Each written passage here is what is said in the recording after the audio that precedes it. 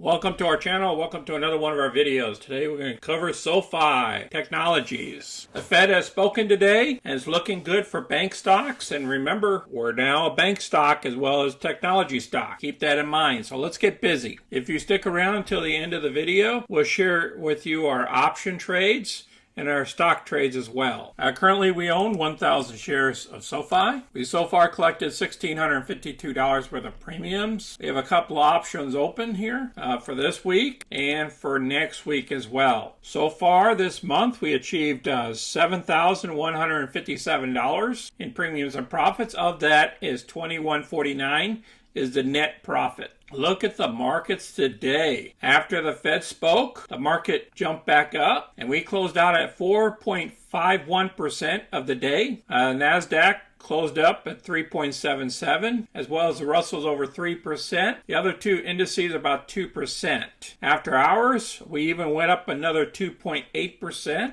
Our volume was 82 million, slightly over our average volume of about 62 million.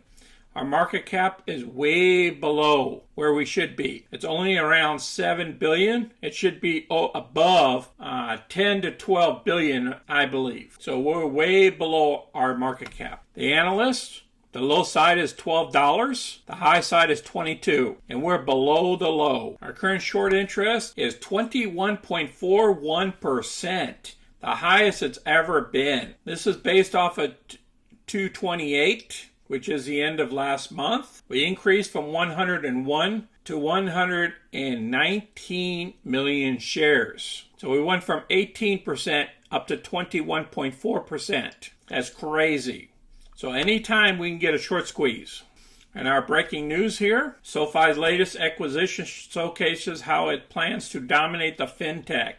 SOFI announced its acquisition of TechnoSync before the fourth quarter earnings earlier this month. TechnoSync can be layered on top of SOFI's existing Galileo platform.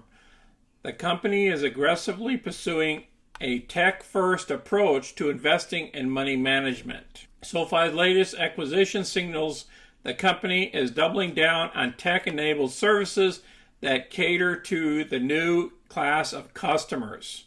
It also offers some clues on how it plans to become the one-stop shop for consumer-oriented personal finance.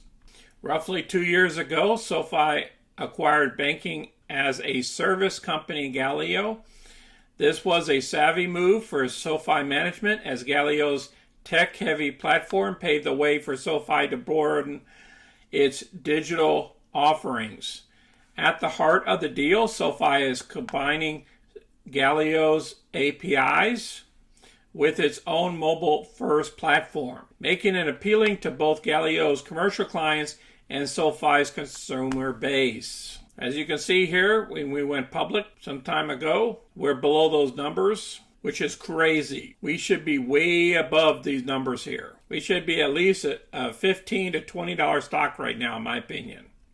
The company's full year 2021 financials illustrate that the company's thesis is beginning to take shape. For the year ending December 31st, SOFI reported that it reached 100 million Galileo accounts, up 67% from 2020 totals. SOFI generated $194.9 million in revenue from its technology segment, an increase of 102% compared to 2020. By comparison, the company's flagship lending business generated $763.8 million in revenue, up 59%, even though the lending segment is almost 4 times larger than the technology business. SOFI is adding new Galileo members at a staggering rate, helping shift the revenue mix. Then they talk about this new deal of $1.1 billion. Management expects the acquisition to serve as a catalyst to SOFI's top-line growth. According to the company's press release, management estimates incremental revenue from the acquisition to be approximately $500 million to $800 million annually through year-end 2025. So after 2 years or so, we'll pay for that $1.1 billion. Then they talk about keeping an eye on the valuations.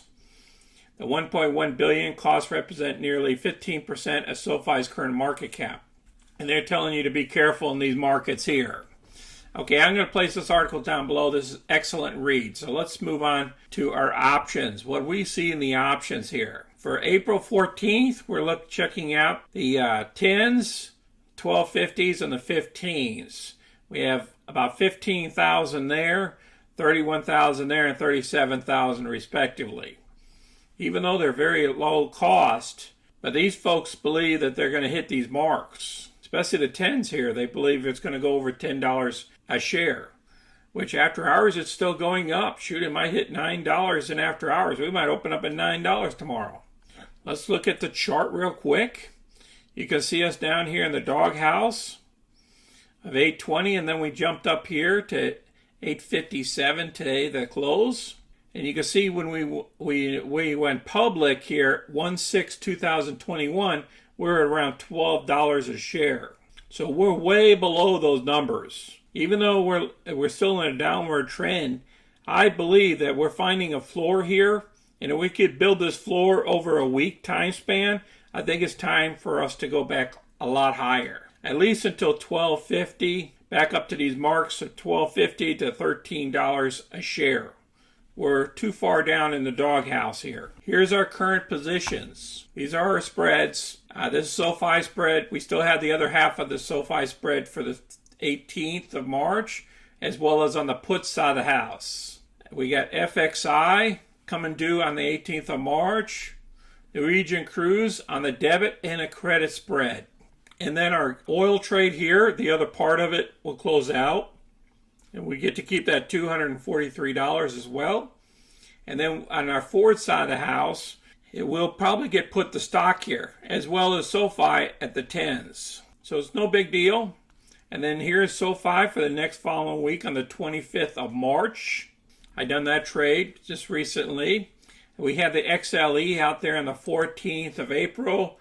We have the other half of DVN, as well as our gas company, and our Cliff, our minerals company here as well. Now on our covered call side of the house, we only have one trade, which is PLTR. I just placed that today, just to collect a little bit of income for this week. And then I'll try to pick some more for next week as well. Here's our closed positions.